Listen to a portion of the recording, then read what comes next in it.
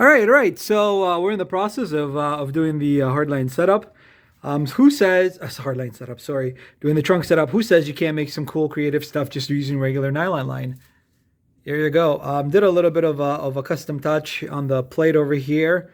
Kind of a new thing for me. I'm gonna design probably a proper top plate for the LF3P, 4 gallon tank. Using one of my manifold brackets that I welded up for this thing. It looks pretty cool. Makes the manifold be elevated. And just in the back, I used the zip tie separator. Works great and keeps the line pretty stable. Just going to do up the compressors. The compressors, I was going to do ladder lines from hard lines, but I decided just to keep the braided lines to kind of give it a little bit of a traditional look, but we'll see. Maybe we'll do another version of this trunk for the M4. Obviously secure these because the lines are flimsy, but the way it is right now, it's pretty cool. I'll be able to connect these up with straights or anything like that going from the car lines, and then a water trap. So bada bing, bada boom, easy. This thing, I swear to God, I think it dropped overnight because it's a lot lower. It's pretty insane. Can't wait to connect everything up. Wiring's already done. We already did the wiring. Bada bing, bada boom. Ran the ACC from the 12-volt source. I didn't have to touch the fuse box at all.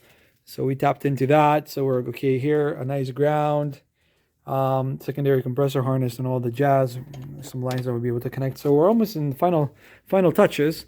I can't wait to put everything in, calibrate it, take it out, torque it, go for a spin, see how this thing runs, and do like a video on it sitting on the ground outside. So stay tuned. Okay, so the trunk setup turned out pretty decent. Yeah, so the lines are kind of neat, utilizing what we got without doing any hard lines, but kind of making it low profile and clean.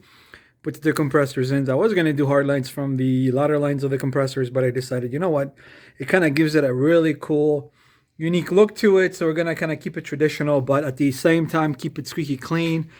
And love the new logo. So this is definitely going to make the trunk setup shine. And yeah, so stay tuned. So I'm going to finally put this in.